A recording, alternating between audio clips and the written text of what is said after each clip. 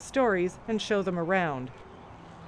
It's a depressing sight, but there are signs of new life.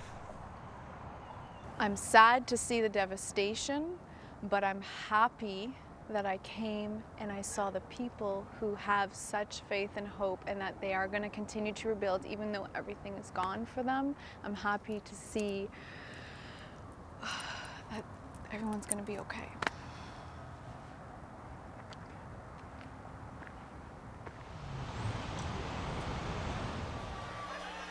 It's been an emotional trip for the Canadians. But the spirit of Mardi Gras is contagious. Now they can start the vacation they never had. Robin, what are we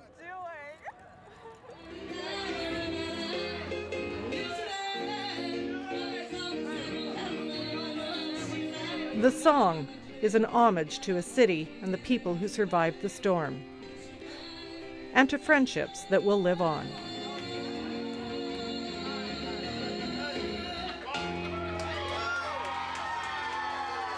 We helped them, they helped us. Coming together at a time of, not thinking about, well, I'm American, you're Canadian, but we came together as people.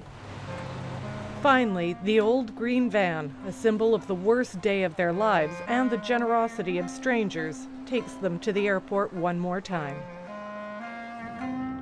You're kind of just used to doing your own thing and not having people care. So just seeing the opposite, people going out of the way to help you. They have formed a bond no one expected, a friendship born in tragedy and nourished by kindness. Billions of dollars have already been spent and many more billions have been promised to help New Orleans rebuild. But it's clear that it's going to take many years before the Big Easy will be anything like it once was. And some say it never will be the same city again.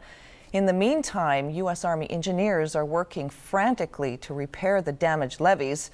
They hope to have the work completed by the beginning of June before the next hurricane season arrives. And that's News in Review. I'm Carla Robinson. Thanks for watching.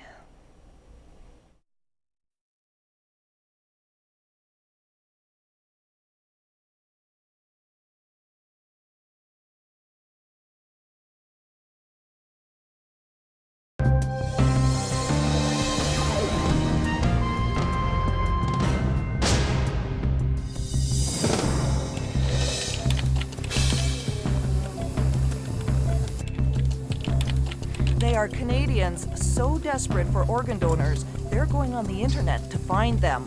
I need a kidney, A positive blood type. But some doctors aren't happy. Our policy is that we will take altruistic donors, but they can't be solicited and you can't go out and find them. On News in Review today, web donors looking for organs online. Hello, I'm Carla Robinson. More than 3,500 Canadians are waiting for a very special gift, a human organ that can save or greatly improve their lives.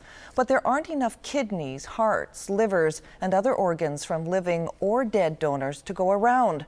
So people who need a transplant must go on a waiting list, and about 30% of those who need an organ die before receiving it.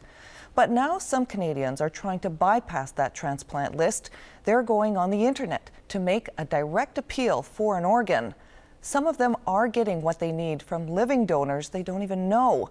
But as the CBC's Kelly Crow reports, others are discovering that just finding a donor doesn't mean they'll be allowed to receive the gift of life.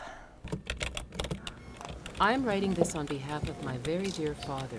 2 years ago, I was diagnosed with And if it wasn't for my kidney problem... We had surgery to remove the rejected kidney. Each treatment brings him suffering, and as time goes on, I watch him get weaker. I need a kidney, A positive blood type. Mike Fogelman was a desperate man, and he did a desperate thing. I was determined to be in end-stage kidney failure. It came on very, very quickly and caught me by surprise. As a result, I began seeing nephrologists at a local dialysis clinic. I went on dialysis, and from that second, I decided I needed to have a transplant. Easier said than done. The waiting list for a kidney is long. It can take 10 years to get one from a dead donor. It's also possible to get a kidney from a living donor, a friend or relative with tissue that matches. But Fogelman didn't have that kind of luck. So he did something unorthodox. He went online seeking a complete stranger willing to go under the knife and give him a kidney. He's not the only one. The unregulated world of the web has become the place to go for people seeking organs in a hurry. People who can't or won't wait their turn on the transplant list, hoping for a rescue that may never come in time. In the last few years, dozens of these organ classifieds have sprung up on the web. Hundreds are using them. These people aren't offering to buy an organ. That's against the law. They want one free. The only reward, a chance to become a good Samaritan, to save a life.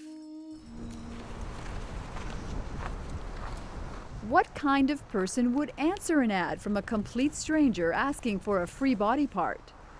Jenny Ode would, and did. She's a 39-year-old lab technician from Toronto. It all started on an ordinary day. Jenny Ode was reading the newspaper, an article about the shortage of donor organs. The article mentioned a website. And I went to the website just out of curiosity. And when I got to the website, I read messages on the message board, and the first post was written by Mike Fogelman, and his was at the very top of the list, and I just noticed that he was Canadian, and that, so I read his post. I'm the father of one and have an unfortunate family history of renal failure. I have lost one aunt to the disease, presently have one aunt and a cousin on dialysis, and my father was on dialysis before he received his transplant, which gave him 11 more years of life. I'm able and will. So I just decided to read online information about kidney donation, and I contacted him. Thank you. Face to face with Mike Fogelman and his partner Valerie Jacobs, Jenny Ode made her decision. I just identified in Mike and Valerie just that these are people who are, hardworking, loving people, who were just in a position where they were in need, and I just happened to have possibly the ability to help them, so I did so. It was a very simple reason. On the web, it's simple. A person needs an organ, a stranger offers one. But out in the real world, that is not an accepted practice. We're keeping all those stations filled. At Toronto General Hospital, the head of the transplant department, Dr. Ed Cole, wasn't sure he wanted anything to do with somebody offering a kidney to a stranger.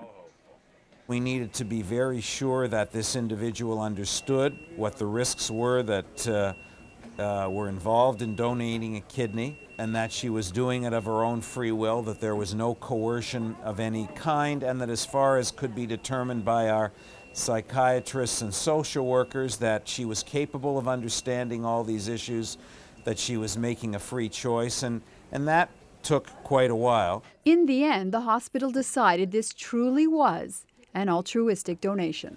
And then I think we met as a team prior to going ahead once we had all of that information to decide we were comfortable going ahead. So did it have a happy ending? It did have a happy ending. At Toronto General Hospital in June 2004, surgeons made history, transplanting one of Jenny Ode's kidneys into Mike Fogelman's body. It was the first time in Canada any living person had ever donated an organ to a complete stranger. What Jenny has done for my life is give me life. There's no doubt in my mind that I would not have been able to sit and wait for a cadaverous donation. My health was deteriorating too quickly. And without this transplant, I think I would have died. But that's how the story might have ended if Fogelman had gone to another hospital. A patient in Montreal is suing a city hospital over its refusal to perform a kidney transplant on him. Royal Victoria Hospital won't do the operation on this man because he found his donor on the internet.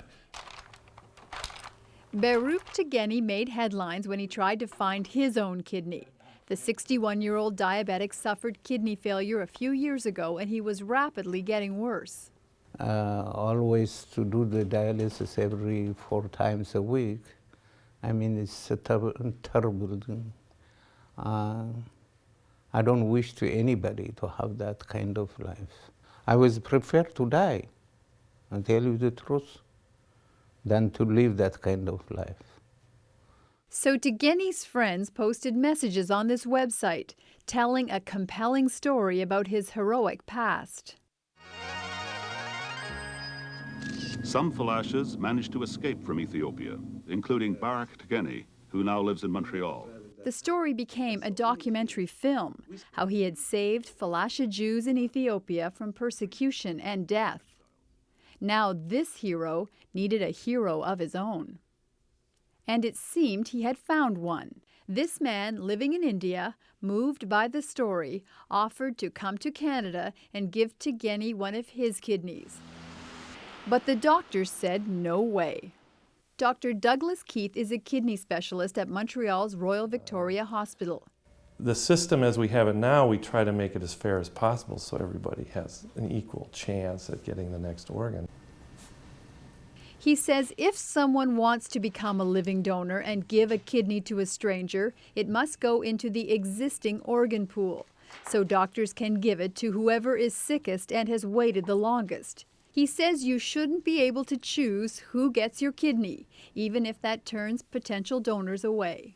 Our policy is that we will take altruistic donors, but they can't be solicited and you can't go out and find them. And if that means you're losing kidneys into the kidney pool, you're okay with that? Well, at this point we are. The fear is manipulation, that the internet sites play on emotions. After all, these are like commercials. And what sells? Youth, perhaps. Maybe career achievement. Community service. The worry is that the kidneys will go to the cutest, the saddest, those with the most to lose. Or, in the case of Baruch Tegeni, the heroes. What about the ordinary, the unattractive, the people who can't mount a good campaign? Those who are more media savvy, those who have more money, those who can, let's say you want a liver or a heart or whatever, you put up your name on the billboard and say, I need an organ, blah, blah, blah. Some people aren't going to be able to do that. And they're going to feel acutely disadvantaged by a system in which,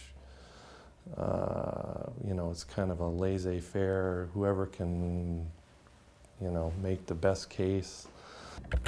And there's another worry. Organ donations are usually anonymous, but on the internet they know each other's names, which means they could offer money or some other reward. That's against the law in Canada and most other countries. Did you offer to pay him for the kidney? No, nothing.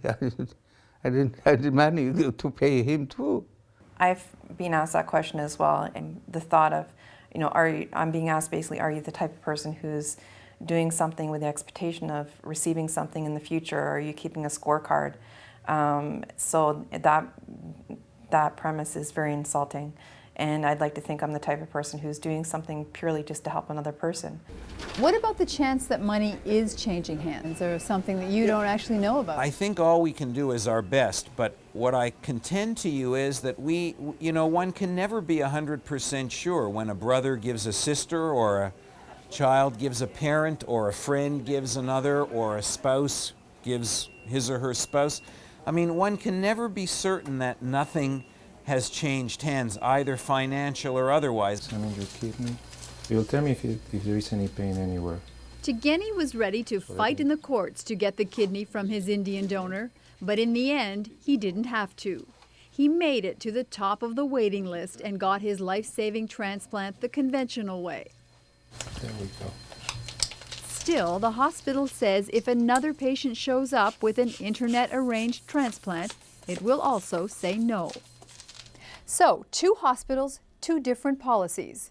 When it comes to using this to find an organ donor, there is no uniform policy in Canada.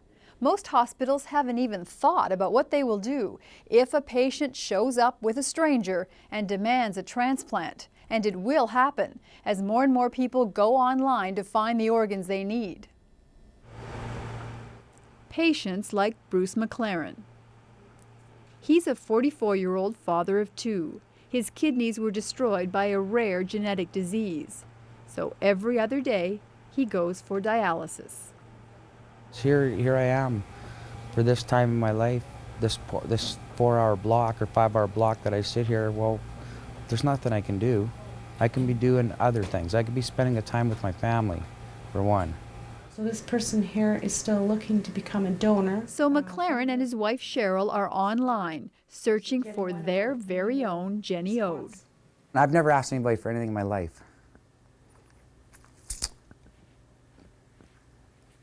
To ask somebody for, hey, give me your kidney, that's tough.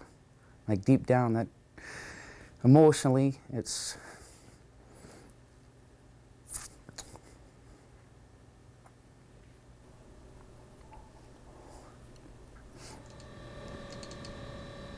So every day they check their messages. It's been months since they first went on the web, and they have received some promising replies. I'm a 25-year-old male with A positive. If I can help, let me know. Feel free to email. But if you do all this and they shut the door on you because they don't agree that you should get a kidney from a stranger, how does that seem? That seems pretty unfair. But Dr. Keith says if the donor isn't a family member or close friend, it's hard to justify the medical risks. Anytime that you use a living donor, you are doing harm to that person, regardless of whether you think it's significant or not. You're taking them to surgery. You're doing an unnecessary procedure on them. They don't need this. It's not for them. If I had to do it all over again, I would do it all over again. The only time I had any type of second thoughts was after the transplant, when I was in a lot of pain and I wondered how the heck I ever thought I could be able to do something like this. But no, I'm very pleased that I did it. I'd do it all over again in an instant. While the debate over finding organs online continues, efforts are being made to try to increase the number of potential donors. A year ago, the Ontario government passed legislation requiring 13 selected hospitals to report every death to an organ donation program. The move has significantly boosted donations and tripled the number of referrals to the program. And that's News in Review. I'm Carla Robinson. Thanks for watching.